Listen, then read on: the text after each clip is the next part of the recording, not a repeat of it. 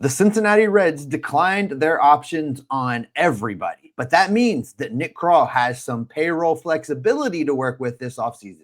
We'll tell you what it means on today's Locked On Reds.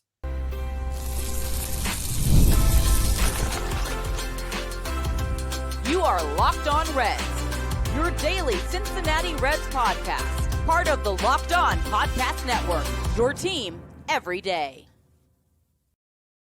Welcome into the Locked On Reds podcast. Locked On Reds is part of the Locked On Podcast Network. We are your team, your Cincinnati Reds, every single day. And my name is Jeff. His name is Steve, and we are lifelong Cincinnati Reds fans. We've been podcasting about this team for a combined 14 seasons, and we're glad that you're alongside us here today. On today's podcast, unfortunately, there will be maths. We're going to be talking about the maths today because there's definitely some numbers that go into the money and things like that. And it's key to understand all of it as we head into hot stove season. We'll start first with, the fact that the Reds declined all the options.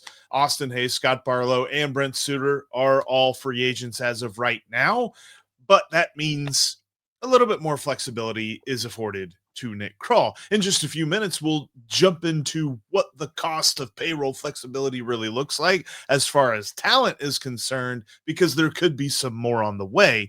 And then later on, we'll talk about the fact that the Reds have the same TV deal for next season and why it's more about what's going to happen next offseason. That's all in today's Locked On Reds podcast that is brought to you by FanDuel. Download the FanDuel app today. New users can place a $5 wager, and if it wins, you get $300 in bonus bets. All right, Steve, there's been a lot going on here the last couple of days with Nick Krall and talking about setting expectations for the offseason, telling us that payroll's not changing, telling us that things are going to look very similarly in the numbers area for 2026. And after he said that, the Reds went out and declined the two team options that they had on Scott Barlow and Brent Suter and the mutual option that they had with Austin Hayes. We had discussed this possibility the other day, but I kind of wondered if they would keep one or two of these guys. In the end, Nick Krall is prioritizing that payroll availability. Yeah, they've run this play before with Brent Suter. They declined an option before, and then they signed him back. So his days in Cincinnati may not necessarily be over. We were all in agreement of what was going to happen with Austin Hayes. That the writing was on the wall. We knew that's exactly what they were going to do. The Scott Barlow of it all was really a little bit interesting, just in that he pitched really well and ate a lot of innings for the Reds. He pitched in 70-plus games. I thought maybe that would make the Reds consider it. But if you look at the price tag that was associated with him, I can't say that I'm surprised. And when they went out and signed Keegan Thompson the other day, I kind of figured they were going to decline Barlow's option as well. So this kind of lines up where I thought they were going to land after making that move. I'm not happy about it. I really think Barlow could have been useful for this bullpen. I think Brent Suter will be back. We're going to hear a signing from Brent Suter. I can see that. Like of the three that just left, I would expect he's the most likely to return. I'd say Austin Hayes is almost I wouldn't say 0% chance, but I would definitely say it's less than 10% chance that he is back. And I would like to see Barlow back. However, I could see this, and I was thinking about this the other day, and we hadn't discussed it just yet, but there's something about relief pitchers and just throwing a ton of innings, a ton of games, ton of work on their arm, and then what happens in the next season. I think Scott Barlow is deep enough into his career that he's used to it by this point. I don't think it would be that big of a deal, but I could see the Reds saying, you know what, this club option that we had set up on him was a huge raise. I think he made $2.5 million last year, and the club option was going to be for $6.5 million. So more than a 100% raise for him. So I'm thinking that they're like, yeah, probably not worth the juice ain't worth the squeeze on this one. It's like have you started looking at the deals that the Reds announce when they have these club options and just look at it and go, there's no way they're picking that up. I'm almost the point. That was a lovely parting gift clause. That's what that was. I'm almost to the point that I look at the buyout first, right? Because if it's a club option, there's always a buyout. And how big is the buyout? Because that's the key part with this, is that if the Reds were to have picked up all of these options, they would have spent $21.5 million. But instead, they declined all of them and they had to pay the buyouts. The buyouts are worth $2.25 million. Each buyout for Barlow and Hayes was $1 million. Buyout for Brent Suter was $250K. Should have seen that one coming. Like, seeing a $250K buyout, they're gonna do that every single time. Or rather than pay the $3 million, the $250K looks a lot better. And like you said, there's still the opportunity to sign him to a 1+1 deal anyway. But I'm getting to the point, like those club options almost feel like window dressing, maybe, trade deal sweeteners. I'm not really sure. It's just not something that the Reds are actually going to utilize themselves. I wasn't on yesterday's show, so I didn't get to talk to you about the signing of Keegan Thompson. And let's just wade into that water for just a second, because I think it's relevant to this, Jeff. I think Thompson comes in and kind of will be looked upon to be that Nick Martinez type guy. You look at his numbers. He's started before. He started 17 games in a season in 2022. He can give you both. He can give you multi-inning outings from the bullpen. He can give you an emergency start if you need it. He fills that Nick Martinez role. I think he becomes the quasi leader of the B group for the Cincinnati Reds, and that made Scott Barlow expendable.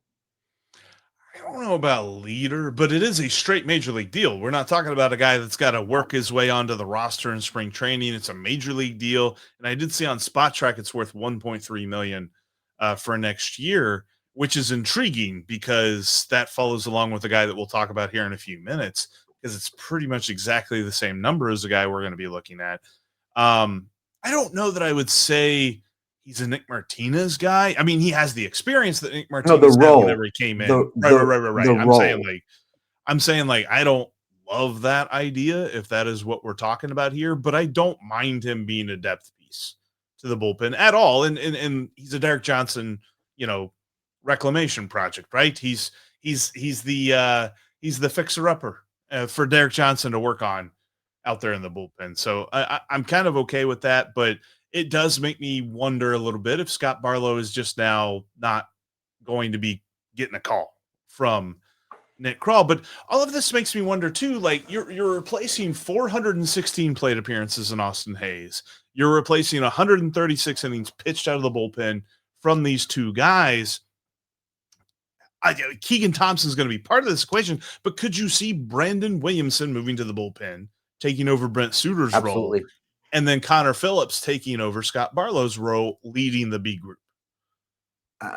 Yeah, I could see that. You don't have to squint very hard to see that. The thing with Brandon Williamson is they're going to have to bring him along slowly. We don't know how he's going to look. We don't know how he's going to pitch. So Thompson's insurance policy for that, I think. Connor Phillips, leader of the B group.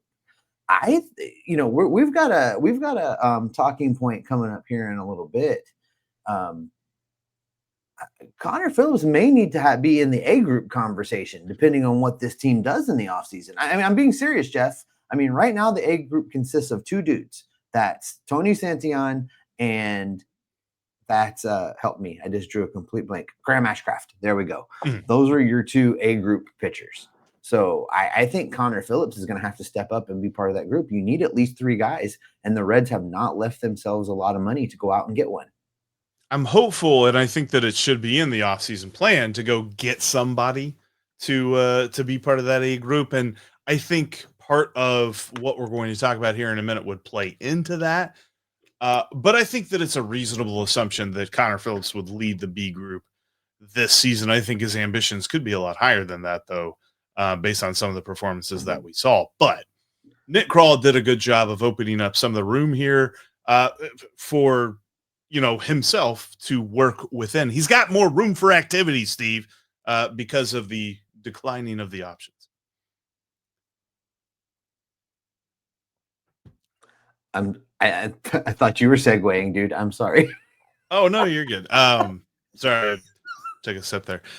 Coming up next, there's more payroll flexibility to be had if Nick Krall makes the right moves. The off season's here, but hey, there's still plenty going on when it comes to NFL, NCAA football, basketball also is getting going this week, and the NBA too. So there's plenty of reasons to head on over to FanDuel, and new users can take advantage of this awesome offer where if your first $5 wager wins, you'll get $300 in bonus bets. There's really no odds that you could put a $5 bet down and get $300 back. So FanDuel is really doing you solid here if you're creating a brand new account. And there's so many different things to get in on, whether it's like same game parlays with NBA games, if you're looking at all the different college basketball games that are going on tonight, tomorrow, and every night from here on out, and of course, college football as well. But you can also look at baseball futures and look way ahead. Obviously, an offseason still yet to happen, moves still yet to be done, but the Reds are 40-1 to win the World Series.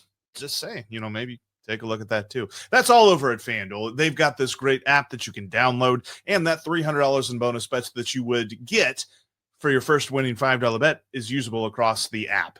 Check out FanDuel today. We are going to get it together, guys. I promise. If you can't watch us here on YouTube, we're in every single audio feed that there is out there. You can take us on the road with you in the car, to the gym, to the office. We're on every podcasting app. Go subscribe over there today. All right, Jeff, let's get into this because Nick Krall did, in fact, free up some cash for himself. I imagine, they had their budgetary meetings last week and the week before, and the Castellinis made it clear you're not getting much more. The payroll is going to stay the same. So you look at what they've managed to do by not picking up any of these options, it sits them at about $40 million for a nice round number, right? It's not exactly $40 million, but let's call it $40 million. Some of that's going to be eaten up by the arbitration numbers, and the Reds are going to have to take some long, hard looks at some of the guys in their arbitration numbers and see if they want to try and trade somebody, if they want to move some pieces around to free up money. I imagine the arbitration eats up 40% of the remaining pot of money, 40% of the 40. Then that leaves you 60% to go sign some guys. And for the love of God, just spend it all on an outfielder at this point. Right. And let the bullpen fall where it may. Go get the lineup the help that it needs. So I will say, I was looking at some things that Charlie was saying about this over on his Substack at Charlie's Chalkboard, and kind of trying to break down some of the numbers myself on, at least on Spot Track, which is a lot, more, estimated stuff. As far as arbitration goes, it's an estimation game at this point. We don't know exact figures, but where they set in guaranteed money, and guaranteed money being like, all of the other stuff that's not arbitration based, talking about guaranteed contracts, dead money contracts, basically just Jay Candelario, and then minor league contracts and the pre-arbitration bonus pool, all of that adds up to about $62 million. Then when you look at the pre-arbitration and then the projected arbitration numbers, that adds another 55 million is what that number would add. And that's if everybody is retained. That's if no moves or no trades are made or anything like that. And that would put them at around $118 million. And so I don't necessarily think that there is like the biggest amount of wiggle room in there. Some said that after bonuses and all this other stuff, the Reds were around 140 last year, 130 to 140 million. Mm-hmm. Charlie estimated that the Reds probably have $20 to $25 million to play with if they take everybody through arbitration and they keep everybody. And so with that, Nick Krall should make a couple of moves. The first move that he should make is look to trade Brady Singer and see if you see what you can get back for him. There's estimations between 11 and 13 million for him. That's a huge chunk of money that you could open up. And if there is indeed 20 to 25 million available, then you're talking close to 40 million if you get him off the books, that one guy. Do you think you can get major league talent back for Brady Singer? I feel like he's much more of a prospect deal. You think you can get somebody for the lineup? I don't necessarily know that it'd be a middle of the order guy. You know who you could get, and it's somebody who would improve upon the next guy on our list. You could get yourself a really bona fide utility player, like somebody you can count on off the bench who can do a little bit of both things. Like we talked a lot about with Espinal, he has a pretty decent glove. Gavin Lux has a better bat between the two guys, but they're not necessarily complete players in that. And that's the next guy that I'm also looking at as well. Could you trade Gavin Lux? Or dare I say even just non-tender him? I don't necessarily know what you could get for Gavin Lux in a trade, but is it more worth just those two guys together? Is it more worth $17.5 million to use on improvements rather than to have Brady Singer and Gavin Lux on your team? You know, I thought when they moved on from Santiago Espinal that it basically guaranteed a spot on the roster for Gavin Lux. But the more I think about it, if you could package him with Brady Singer and make that a deal that's going one way, and now you're talking about 14, 15, 16, $17.5 million that you're bringing off minus whatever you bring back. I could see that being viable. By himself, Gavin Lux really doesn't have any trade value, I don't think. Really? And no, and they would have to non-tender him in that scenario. Because the other thing, and I was talking to somebody about this, I believe it was our buddy Carrick, was kind of going back and forth on him about Gavin Lux, and that it's like, yeah, it seems like he's the natural replacement for Santiago Espinal's role, but I don't really love Gavin Lux defensively at any position except for second base. And it's ironic because Spot Track actually lists Gavin Lux as a left fielder. God help us all. So I don't want to see that happen too many more times. But yeah, you could free up money there. And then there's two other guys. And I think that we pretty much both agree on this, as much as I don't want to agree on half of this. Sam Moll and Will Benson are probably not here next year. They're probably non-tender candidates as well. And you would save about $1 million or $2.5 million by cutting those two guys. So I absolutely agree with you that they should non-tender Sam Moll. And maybe you can bring him back on some kind of incentive-based prove-it deal if he can figure out how to pitch again. Here's where I'm going to throw you a curveball. Here's where I'm going to rock your boat a little bit. They absolutely should keep Will Benson. He has an option year remaining at $1.5 million. That's a heck of an insurance policy sitting down in Louisville if somebody gets hurt. I would keep Will Benson. I certainly hope so. And I think that, our most recent memory was the weirdo substitution in the playoff game in Los Angeles. And all of us thinking, all right, was that the last time we see Will Benson in a Reds uniform? There's a lot of reasons that answer should be no. We should be seeing him a lot more this next season. I mean, he's one of the most powerful hitters on this roster. Ideally, you improve on something like that. But still, like saying of who is currently on this roster, he had one of the best slugging percentages in the time that he played. So all of that being said, $1.5 million seems like a sneeze. So, okay, I'm fine with keeping him then. I'm fine with keeping him for 1.25. But let's say they trade Singer, trade Lux, non-tender Lux, and then non-tender Sam Moll. Then you've almost saved you've almost saved $19 million there to add on to the perceived 20 to 25. Then you are opening up enough space for, dare I say, Kyle Schwarber. And I hate going there because I don't want to disappoint myself. But if you've got $40 million to play with. Okay. Let's remove the name from the equation.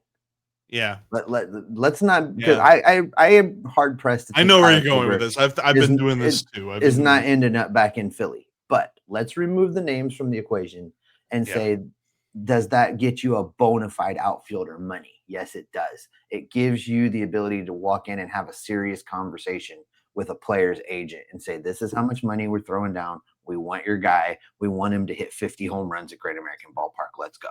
It gives you that kind of money.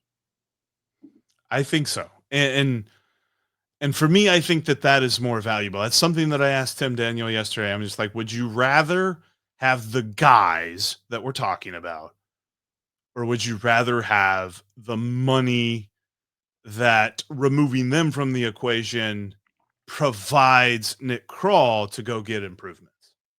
There is nobody we've talked about today that makes me sad. I mean, it's just the way of the economics of the thing. And let's go get a dude. Let's go get a dude. I love that philosophy. And I think I absolutely agree with you because, I mean, the hot stove is a lot of financial math. and like there's a little bit of baseball involved, and we love the rumors and we love the rumors of it all, but it's how the financials make sense for Nick Krall and for a team like the Reds. And if you're looking to add more to that pool, you've got some options here if you're Nick Krall. Yeah, and the real question is now, how does he answer that? Because we're waiting very patiently now. We've been waiting for Nick Krall to have that big signing. And I think I agree with you that he's at least given himself an inkling of hope that this could be the year we get that press conference jersey holding up signing in the offseason. And that's what this team needs more than anything else. We're doing it. We're doing it. We said the other day we're gonna be objective about this, but now it's starting to feel like, there could be. We just proved this with math, Jeff. We just did math, and we don't math, and we just mathed. This is not a pie in the sky fantasy. This is a realistic option. The question I think we can't answer. The real wild card here is, does Bob and Phil let it work that way? Do they just let Nick go spend that money? I think they do. I think what they've proven over the last several years is they've set the budget and they've left Nick alone. Yeah. So they've set the budget and he's creating space to do something. I think he knows he's got to get a bat in here. I think he knows it.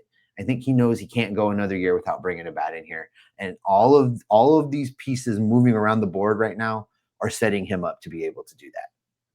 We are kind of to the point that if he doesn't go get a bat, we're talking about him in the same vein as that other team down the road that continues to not have the correct pieces that it needs. And we're starting to hear rumors about Duke Tobin and things like that. We don't want to hear those rumors about Nick Krall. Nick, go get it done, man. Go get it done. All right, Jeff, there was more news. There's been a potpourri of news coming out of Reds country the last couple days, and one of them is the Reds have a new TV deal. We're going to tell you about it and what it means coming up next. The best way to make your sports watching experience more fun is with Prize Picks, because Prize Picks, you can put together daily lineups of your favorite players with your favorite stats. Now all you got to do is click more or less on those stats, and you can get paid, because it's great to be right. When you're right on Prize Picks, you get paid. Click more on Jamar Chase receiving yards. Click more on T. Higgins touchdowns. All of those great things over on Prize Picks. And the best way to do it, because you got to go over to Kentucky to put your Prize Picks lineup together, you go over to Covington, blocking a bridge from the ballpark to Smoke Justice, and you put in your lineup and you get paid. Download the app today and use the promo code LOCKEDONMLB and get $50 in lineups after you play your first $5 lineup.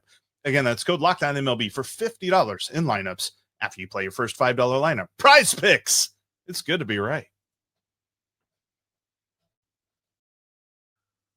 If you can't watch us on YouTube, you can always listen to us on your favorite podcast app. We're on every single app out there, and we're free and available on all of them. So go check us out today.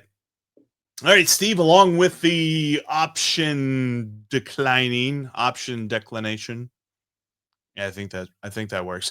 They also announced that the Reds will remain with the FanDuel Sports Network. Does this mean the front office is in its decline phase? Is that a thing we're doing? I think that started before I was born. FanDuel Sports Network, operated by the Main Street Sports Group, are going to broadcast Cincinnati Reds games on television for the 2026 season. The announcement did say for the 2026 season. It did not say multi-year deal. It did not say, in perpetuity forever. We're on the same channel. So what you did this past season to watch Reds games, you're going to do it again in 2026. And before we jump into the big picture of it all, I do want to say, I really hope they fix the whole sound sync thing, because I got to the point last year where I was like, all right, this is a 1-year thing. I get it. They're probably not going to put that much thought into it. But by golly, I was still doing a thing where I had to back out of the broadcast, let it re-sync and catch up to itself. And I was doing all that in September. And I get it. this team does the errors thing from April through September, and thankfully they did less of the base running thing from April through September. Can we get the production of the television broadcast right the Yeah, first time? I'm not sure they're going to put a lot of effort into getting that fixed for you, Jeff. This is still a placeholder. Major League Baseball is using these deals with FanDuel to just kind of hold everything together with bubblegum and band-aids until we get to the CBA, because Rob Manfred has already shared what his vision is for post CBA. Major League Baseball is going to produce a lot of its own content, or it's going to allow others to produce its content. We see that with them selling off MLB TV to ESPN. There's going to be a lot of other hands in the pot involved once they get through this CBA. You want to talk about, for the love of God, please fix something. Blackouts need to go away, and I can't wait for that. I'm still on the big island of Hawaii, blacked out for the Mariners, blacked out for the A's, blacked out for the Giants, blacked out for the Padres, blacked out for the Dodgers, and blacked out for the Angels. It is ridiculous. The blackouts need to go. So when we say, because you always love to joke, when we say late night Reds, you say reasonable hour Reds, aka can't watch them Reds because they're on the West Coast, and I'm not allowed to watch the West Coast games. So yeah, pretty much. It's the can't watch them Reds, and that's got a different connotation for what it sounds. But yeah, got to listen to the radio broadcast Reds. Yeah, it's I just find it intriguing because it really is clear that they're setting up a bunch of stuff. And I think that they're holding on to the blackouts too. I think that's going to be part of the negotiating thing. The television broadcasting of it all is going to be part of this CBA battle that happens next year. And again, we'll remind you, it's not going to be as much players versus owners as it will be owners versus owners, which is going to be far less. And none of it's interesting, but it's going to be far more annoying to us as fans.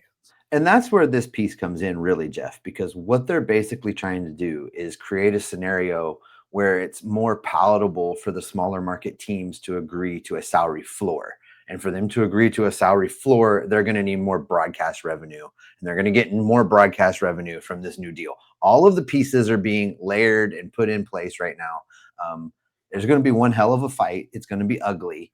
But when we come out of this in 2027, they're going to have a lot of things restructured. The way the money's spent, the way the contracts are done, the way the broadcasts are done. Everything's going to be different. Well, and the important part about anyone's model, because I see plenty of people saying, okay, could Major League Baseball do the NHL model? Could they do the NFL model? Could they do the NBA model? Because all of those leagues have salary caps, salary floors, and revenue sharing. And Major League Baseball has revenue sharing to a point, but not like those other leagues. The way that they're able to do that is they all control their TV rights and broadcasting rights and things like that. Major League Baseball has always made that a team-by-team thing.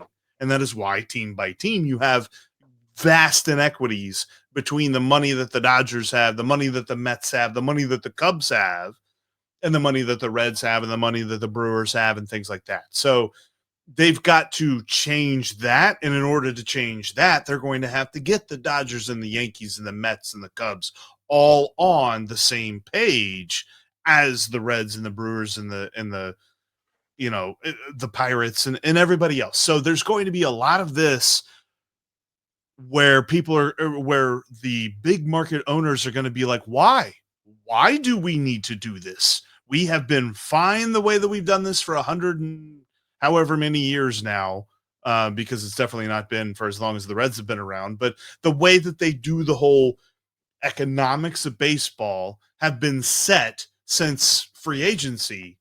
And ever since that happened, they've never really had this dramatic overhaul. They've threatened it, but every time they threatened it, things have gotten ugly. And now it kind of feels like they're like, you know what? If it gets ugly, it gets ugly. We're going through this. That's exactly what they're doing. Manfred doesn't care how ugly it gets. He's going to do this, and then he's going to retire. So he doesn't. So he's already announced his exit. He's already announced his exit. He does not care. What I do like is how the Reds have positioned themselves. They have 4 contracts that are guaranteed money right now. That's it.